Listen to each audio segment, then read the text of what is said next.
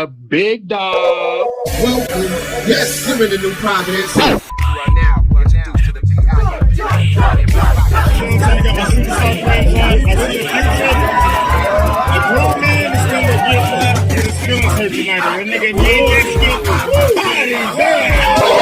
My boy Silly C, he had that voice. It was something about that voice, like, it's your boy. It's your boy. Yeah. Get to muscle up, I made it Dear bros, we back in here. Y'all know what time it is. It's your boy VO the face. I like those 360 psycho. Might go cause he gets so psycho. Come out and play.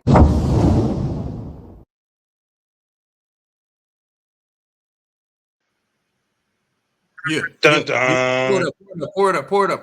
Dun dun dun dun. Y'all know what time it is, man. It is Monday Night Football. We got a double header in here, so that means we're gonna double penetrate this lineup in this conversation. Y'all ready to DP?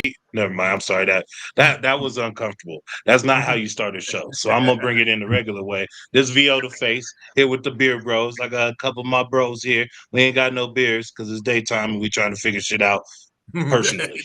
But let's get on this, man. I got my boy Jay Reezy, the gambler. Hit your bitch with that Dick Flair.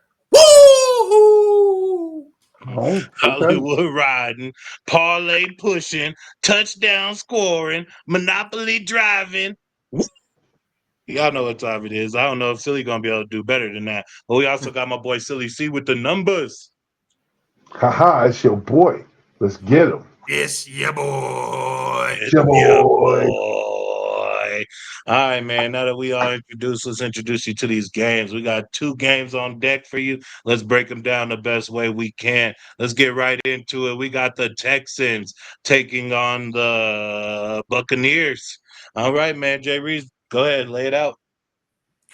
Man, we got the Buccaneers sitting at -3 and a hooker walking down the street, and the Houston Texans on the money line at +154. Man, what y'all think about this game, man? What y'all thinking? So I'll go ahead and start this off. Now, right now, I'm liking a few of the running backs in this game. Definitely Bucky Irvin.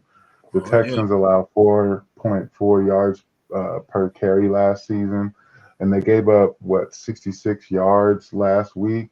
I do see easily, I'm seeing Irvin projected for 18 carries and 77 yards. 75% chance of scoring.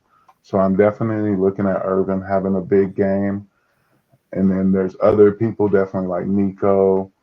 One thing I definitely would like to do, though, is I have a stack option in this game that I would recommend anybody play if they would like. But I do see that Bucky Irvin gets over the 16 and a half rush attempts.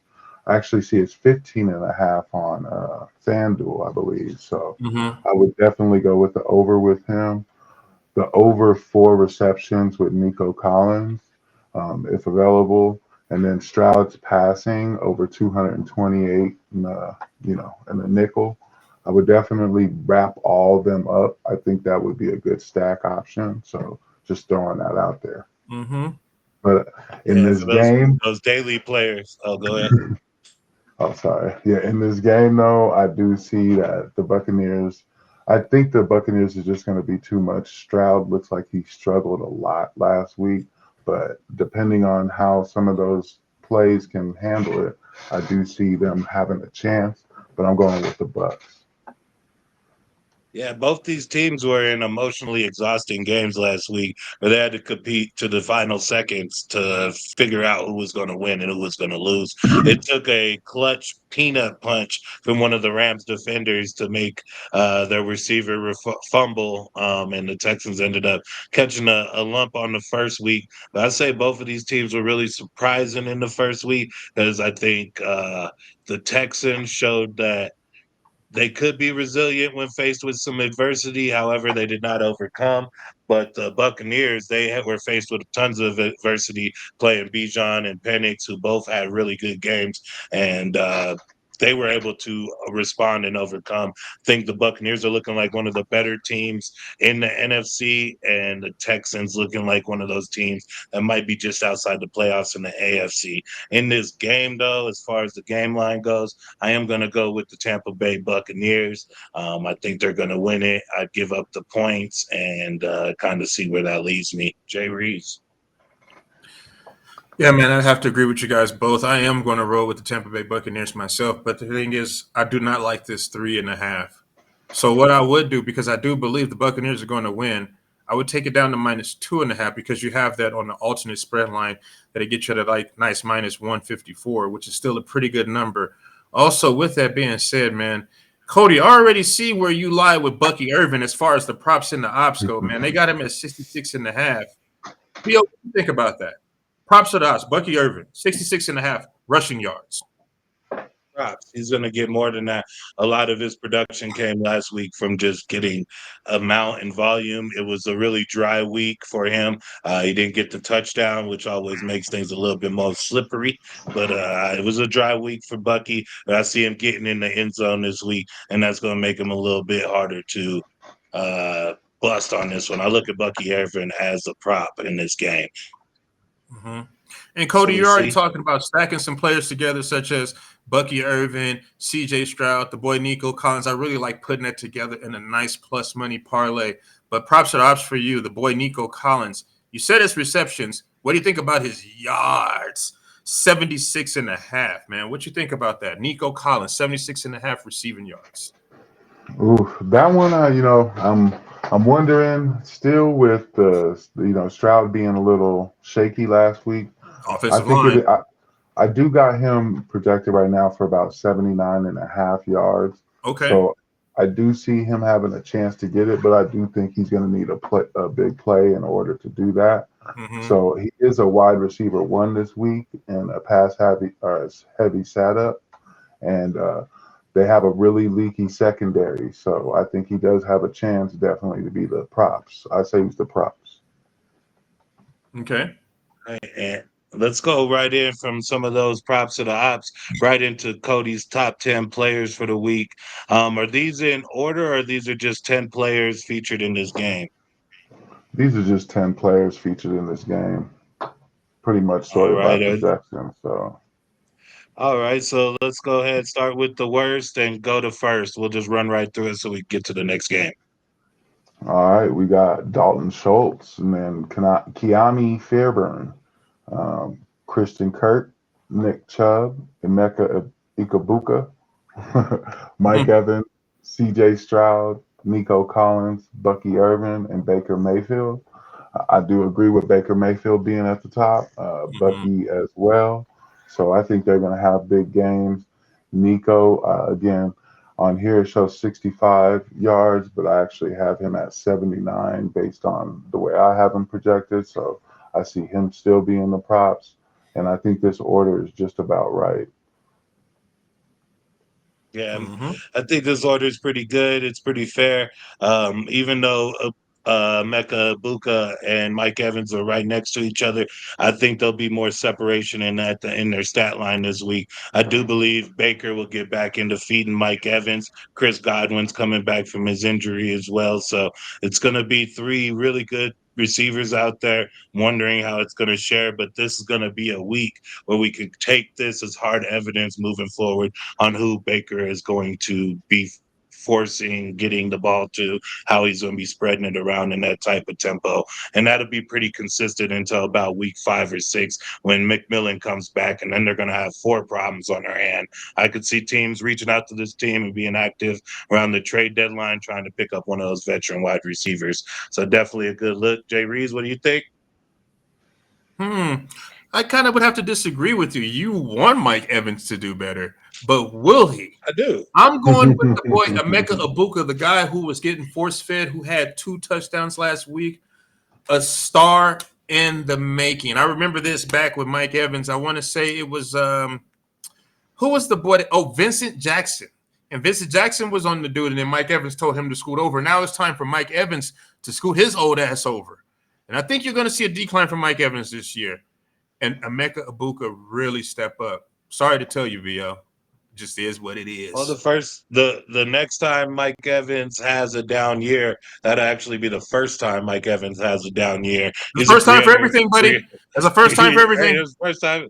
Yeah, but this won't be the first time you was wrong. Let's fumble right into the next game. I'll let you follow that tape. Next tape is another AFC West showdown. We got the primetime Chargers sitting at 1-0, and the Raiders sitting at 1-0, taking each other on in the second game of the night. Or it's the first game of the night, but it's the second game we're covering. We got the Raiders versus the Chargers. Silly C, you got the line on that? I actually don't have the line on that one. Give me 1 second. Yeah, Oh, I don't I have the do. line I on that. lied to you. The line right now, money line, is Las Vegas plus 160. Mm-hmm. And I have the Clippers minus 3.5 points. Chargers. Sorry. Clippers, okay. Steve had Kawhi in that fool. Is Kawhi gonna play? I have the. I don't know if he gonna be playing for them anymore with all that cheating. But I have the total points right now at 45 and a nickel. Yeah, it's definitely the clash of two different genres of team. The Raiders are clearly young and rebuilding, and then you got the Chargers who have gotten older through some of their recent moves, like bringing back Keenan Allen and whatnot. And then you got a veteran at quarterback. I think that they are going to be kind of parallel type teams this year. But in this game, Jay Reeves, where are you going to lay with them? Yeah, man, once again, I would have to go with the Chargers. And here's the thing, man. I hate to not show nuts on this, but I'm just saying, like, you see how these football games go, man.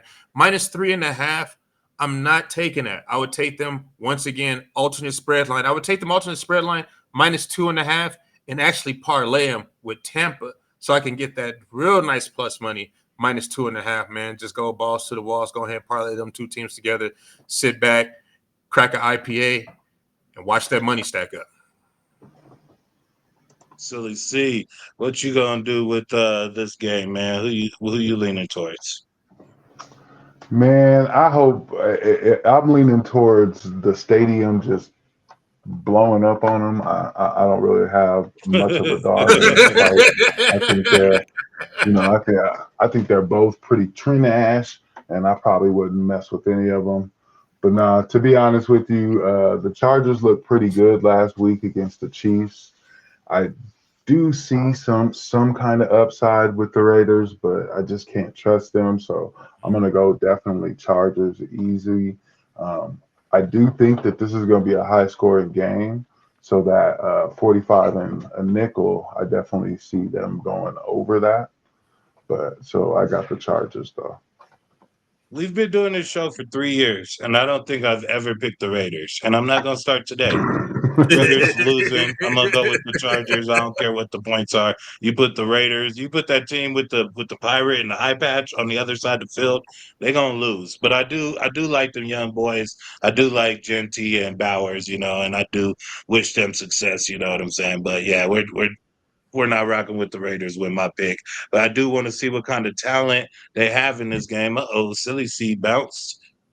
We were gonna get into Silly C's top 10. Mm-hmm. Yeah, so what are your thoughts? All right, we just gonna have to stop recording and then chop it into it.